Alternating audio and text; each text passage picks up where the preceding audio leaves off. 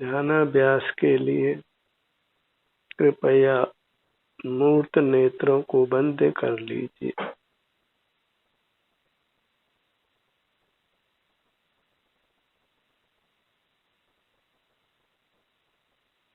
अपनी अमूर्त काया का अवलंबन लीजिए। अमूर्त काया ही हमारा वास्तविक स्वरूप है।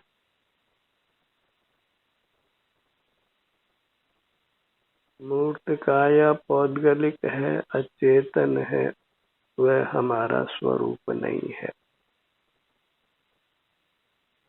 अमूर्त और मूर्त के मिलने से हमें नाना प्रकार की वैभाविक शक्तियां मिली है, जिनका कि हमको उपयोग नहीं करना है।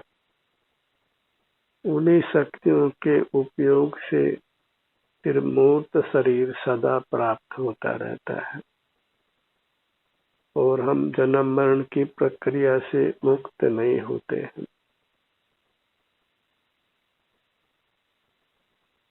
अमूर्त जीव केवल अपने सुख का ही अनुभव करता है। जो मूर्त के बंधन से मुक्त हो गया है, अकेला अमूर्त रहा है, वह मात्र अपने सुख का अनुभव करता है। सदैव उसको सर्वांग में सुख का अनुभव होता है।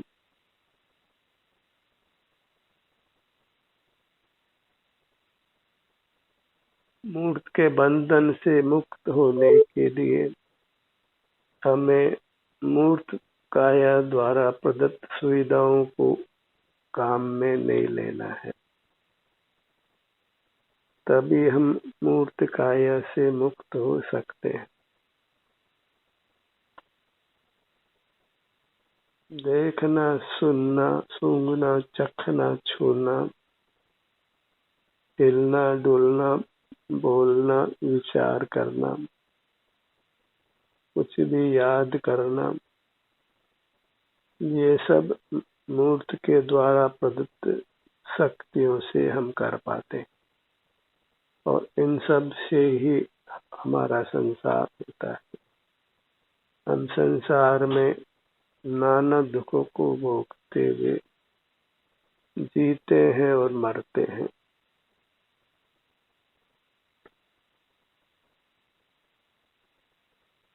अपना मुख अपनी ओर करके रहिए। अपने ही अमूर्त काया के अवलंबन से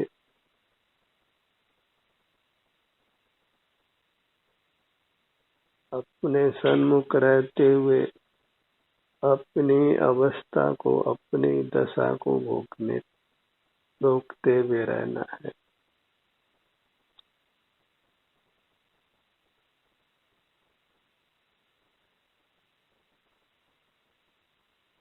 जितने क्षेत्र में यह मैं हूँ ऐसा एहसास होता है, उतने क्षेत्र के ही सन्मुख रहना है। इसके लिए नेत्रों को बंद रखिए और जहाँ मैं हूँ वहीं अपने ध्यान को जोड़ कर रखिए।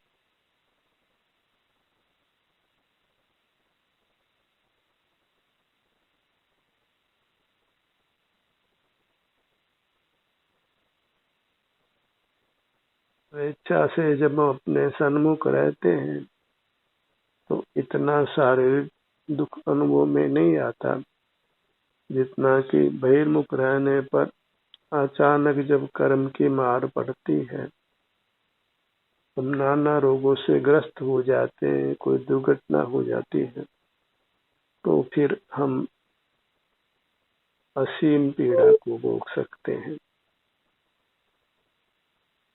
ऐसे समय में प्राण भी गंवा सकते हैं।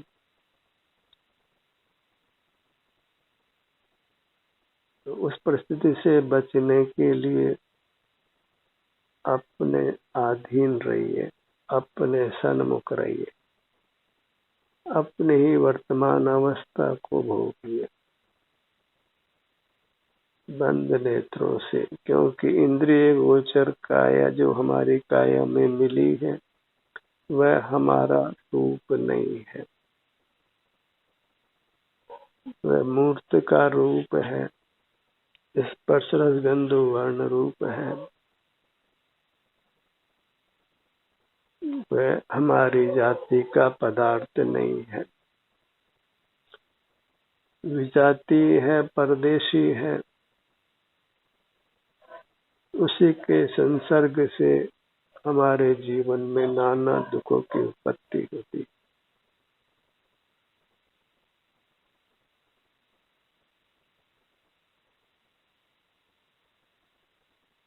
संसार में जीव कितना दुख भोगते हैं यह हमें अच्छी तरह परिचित है। हर घर में कोई न कोई असमय में दुखों से त्रस्त होकर मरते हुए जीव देखे जाते हैं।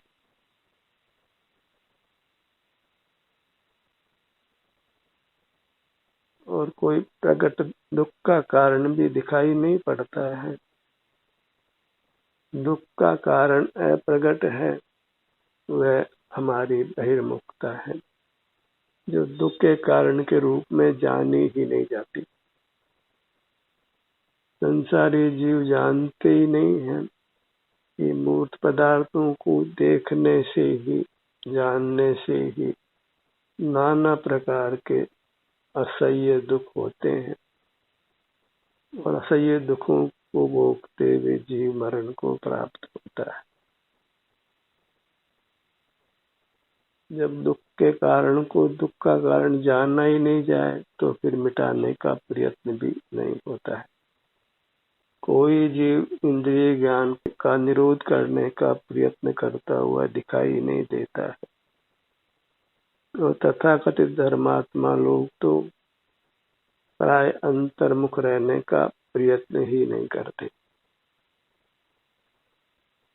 केवल नेत्रों को बंद रखना ही ध्यान नहीं है।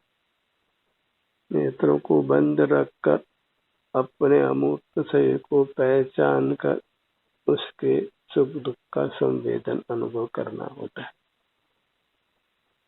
यही मोक्ष मार्ग है जिससे प्राय जीव अनजान रहते। इसीलिए जन्म मरण की परंपरा समाप्त नहीं होती। उस मोक्ष मार्ग को प्राय जीव जानते नहीं है। भले वे लौकिक विद्या कितनी अर्जित कर लेते हो, धन भी अपार अर्जित कर लेते हो, सुख सुविधाएं भी बहुत अर्जित कर लेते हो, तथापि वे असह्य दुखों से त्रस्त होकर मरते हुए देखे जाते हैं और वह अर्जित ज्ञान और अर्जित वैभव उनको दुखों से बचा नहीं पाता है। दुख मुक्ति का एक ही उपाय है अपना एहसास करना, अपने को ही भोगना। और आप बंद नेत्रों से सुख दुख रूप से अनुभव में आता है। सिर से पांव तक ही या तो वेदना है या फिर वेदना नहीं है। वेदना नहीं है उसी को हम आराम की स्थिति कहते हैं। मैं ठीक हूँ,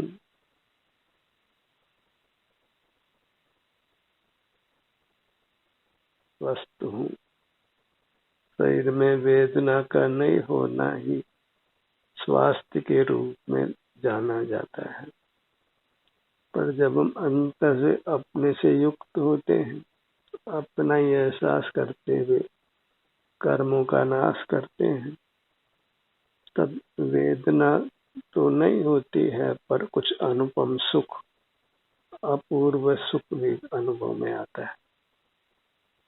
क्योंकि अंतर्मुख होने से हम कर्मों की संधि को मिटाते हैं और वह संधि जो बंधन रूप है मिट जाती है, तो सर्वांग में हमारा सुख स्वभाव है वो प्रकट होकर अनुभव में आने लगता है।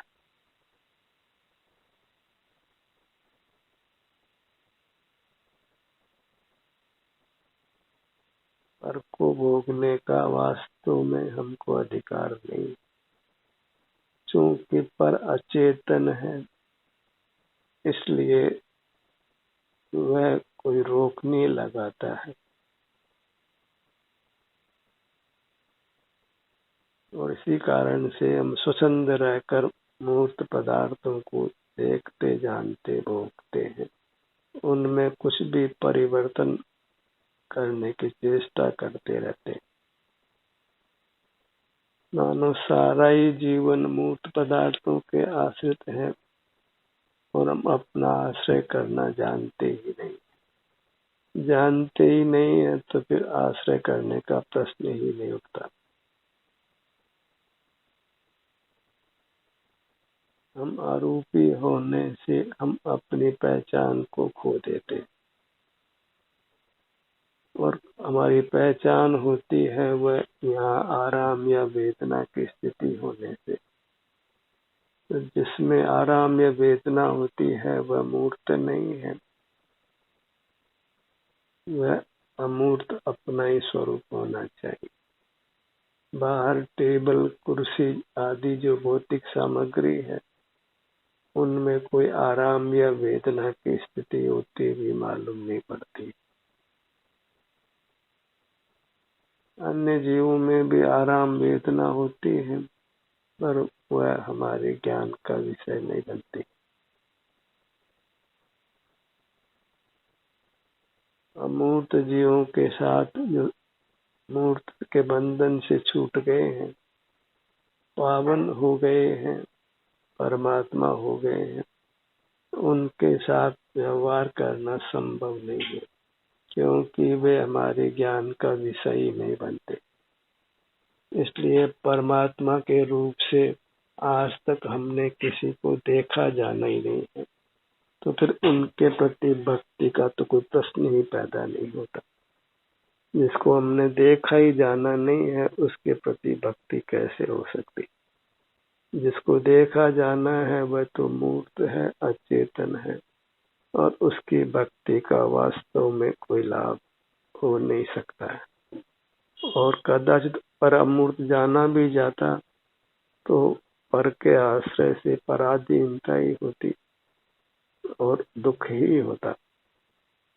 तो पर कोई मूर्त हो या अमूर्त हो, उसके आश्रय से दुखों से मुक्ति संभव नहीं है, सुख की प्राप्ति संभव नहीं है। सुख का रास्ता अत्यंत संकीर्ण है, उसके लिए बस हमें स्वोन्मुख रहना है, अपने सन्मुख रहना है। फिर बैठा नहीं जाए तो आप लेट जाइए, लेटा नहीं जाए तो बैठ जाइए, लेटा भी नहीं जाए, बैठा भी नहीं जाए तो खड़े हो जाइए। जो भी इष्ट हो उस आसन में रहिए, पर रहना अपने सन्मुख है।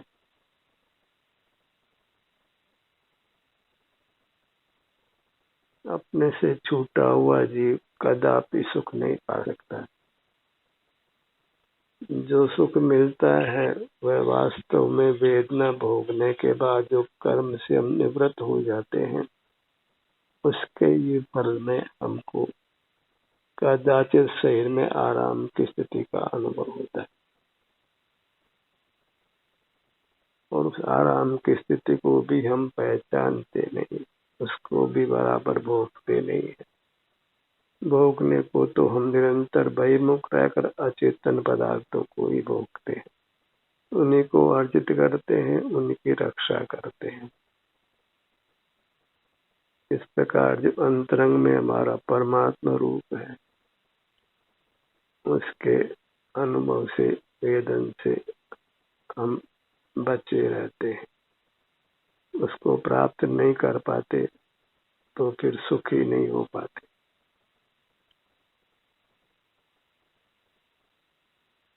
अपनी मूर्त को जो चिन्ह मूर्त है, प्राप्त शरीर के आकार में है, अंतर्दृष्टि से गोचर है, एक बार उसको परमात्मा आनंदाता मान लीजिए। ट्राई करके ही देखिए, जो मंदिरों में है वह आपका परमात्मा नहीं है, क्योंकि पर में वास्तव में हमारा इष्टपना घटता नहीं है। पर ही है, पराया कभी अपना नहीं होता। और सुख तो अपने से मिलता है, पर से नहीं मिलता है। हमारा स्वतंत्र अस्तित्व है, किसी अन्य परमात्मा के वास्तव में हम अंश नहीं है। वस्तु सदाई अखंड होती है और हमारी अखंडता अपने सिर से पैरों तक है, और वहाँ का सुख दुख केवल हमको ही अनुभव में आता है, किसी और को नहीं आता। और किसी और को आवे तो फिर कर्म फल का विधान ही नष्ट हो जाता है। फिर तो करे कोई भोगे कोई, ऐसा होगा, सब विप्लव होगा। लेकिन प्रकृति में कोई ऐसा विप्लव होता नहीं। हर जीव पैमुक्ता में उपार्जित अपने कर्मों के फल को संसार में भोगता है, और फिर कोई जीव अंतर्मुख होकर कर्मों के बंधन को मिटाकर स्वतः ही अपने सुख का अनुभव उसको होता है।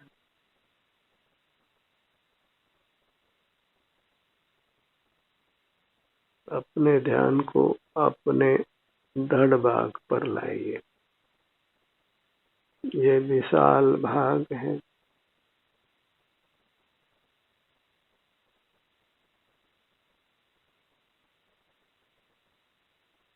और यहाँ यदि कोई वेदना नहीं है तो यहाँ पर बनकर वेदना स्थिति को भोगिए। जो जो भोगेंगे त्यों त्यों आराम की स्थिति स्थायी बनेगी, सुख की स्थिति स्थायी बनेगी। और नहीं भोगेंगे तो वह रूपांतरण होकर दुख रूप हो जाएगी। यदि सिर से पांव तक कोई वेदना नहीं है तो इस स्थिति को बनाए रखने के लिए हमें सिर से पांव तक ही अपने को रोक कर रखना है।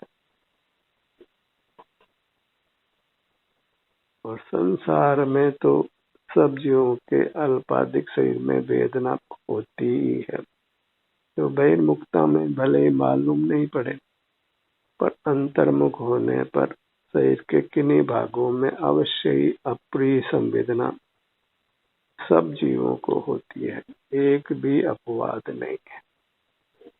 इसलिए अंतर्मुख होने पर शरीर के किन्हीं भागों में अप्रिय संवेदना मिलती है, इसलिए उसको भोग कर हमको तत्संबंधी कर्मों से मुक्त होना है। तो जो अप्रिय संवेदना अनुभव में आती है उस अनुभव से दूर नहीं भागना है, अनुभव कर ही तत्संबंधी कर्मों को नष्ट करना है। सीने का भाग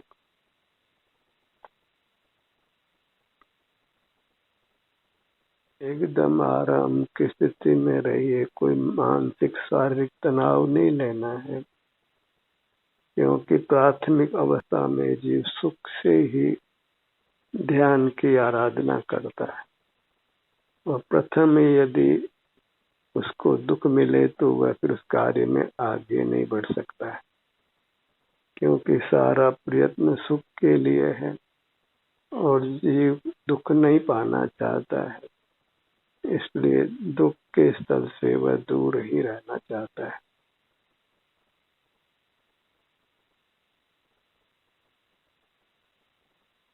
पर अगर शरीर में कोई वेदना है तो फिर पराश्रय से उसको मेटने के बजाय उसी के सन्मुख रहना है।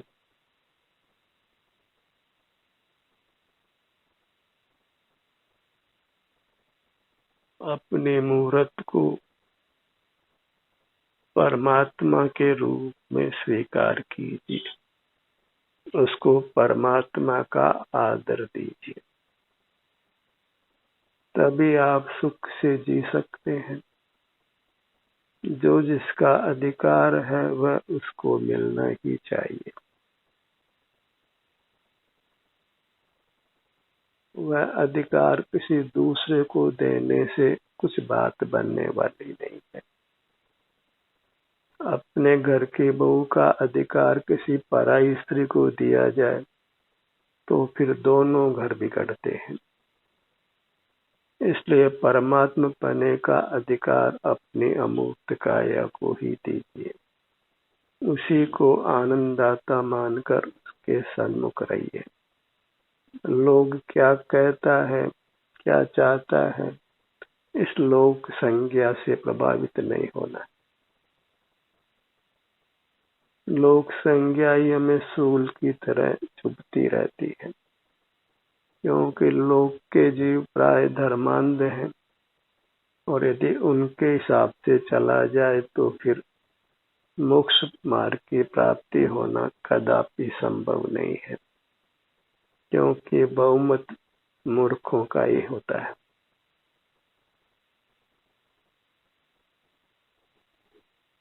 हमको अपने अनुभव से ही सुख दुख की स्थिति अपने सर्वांगीण अनुभव में आती है, कहीं बाहर नहीं आती। तो सुख को फिर बाहर कहीं भी तलाश नहीं करना है। अपने को ही परमात्मा मानिए, अपने को ही तीर्थ मानिए, तभी आप अपना समाधर कर अपना सुख भोग सकते हैं, परमात्मा प्रकट हो सकते हैं, शाश्वत सुख को पा सकते हैं। न आदर अन्य परमात्मा का करना है, न अन्य जड़ पदार्थों का करना है, न उनका अनादर ही करना है। हमको तो पर पदार्थों से कुछ भी राग द्वेष नहीं करना है, उनसे सर्वथा विमुख रहना है और अपने सन्मुख रहना है। जगत क्या करता है, हमको जगत से गाइड नहीं होना, अनुभव से ही परीक्षा करनी है। जिस मार्ग से हमको शांति का अनुभव होता है, हम निराकुल होते हैं, उसी मार्ग को हमने निशंक होकर अपनाना है, और वह मार्ग अपना आश्रय करने रूप है, अपने सन्मुख रहने रूप है। और जहाँ इंद्रियां खुली रहती है, ऐसे सब जीवों को आहार, भय, मैथुन, परिग्रह इन संज्ञाओं से पीड़ित देखा जाता है। वे उससे मुक्त हो नहीं पाते। इन चार संज्ञाओं से मुक्त होना हो तो फिर अंतर्मुख ही होना होगा। बहिर्मुख रहकर ही कोई जीव इन चार संज्ञाओं से मुक्त नहीं हो सकता है।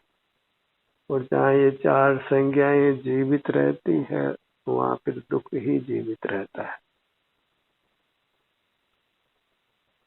ये चार संज्ञाएं तो है ही, इसके अलावा फिर हिंसा, झूठ, चोरी, कुशील, परिग्रह, क्रोध, मान, माया, लोभ, आशरति, अरति, शोक, भय, जुगुप्सा, वेद, नाना प्रकार के विकारी परिणाम बहिर्मुखता में पैदा होते। और इस माने में सूक्ष्म जंतु से लेकर मनुष्य तक लगभग एक जैसे हो रहे। कोई विरल जीव ही अपना आदर कर अपने सन्मुख रहता है, क्योंकि अंतरंग में हम परमात्मा है, हमारी अमूर्त काया परमात्मा रूप है, तो हमें उसको उसकी प्रतिष्ठा देनी होगी। बाहर पत्थर की, धातु की प्रतिमा में हम परमात्मा की प्रतिष्ठा कर सकते हैं, पर अंतर में साक्षात जीवंत परमात्मा आप हैं, उसमें हम परमात्मा की प्रतिष्ठा नहीं करते, तो फिर परमात्मा दर्शन नहीं हो सकता है। क्योंकि परमात्मा इंद्रिय ज्ञान का विषय नहीं है, वह केवल स्वानुभव गोचर है, स्वसंवेदन गोचर है। स्वसंवेदन शब्द विशेष महत्व रखता है। अपने सुख दुख का वेदन करना। जब तक कर्म का संबंध है तब अंतर्मुख होने पर वेदना का अनुभव भी होता है, और कर्म का संबंध जितने अंशों में नहीं है उतने अंशों में आराम का अनुभव भी होता है। तो इसी से हमको अपनी उपलब्धि होती है।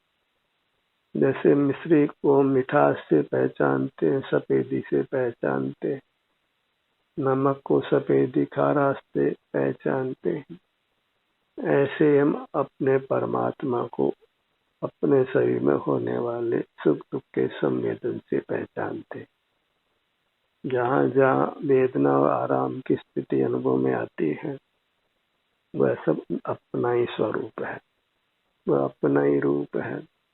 और वेदना तो बहिर्मुखता के कारण बद्ध कर्मों से है, अन्यथा तो सर्वांग में हम वेदना रहित हैं, आनंद रूप है, पूरे पूरे 100% परमात्मा है।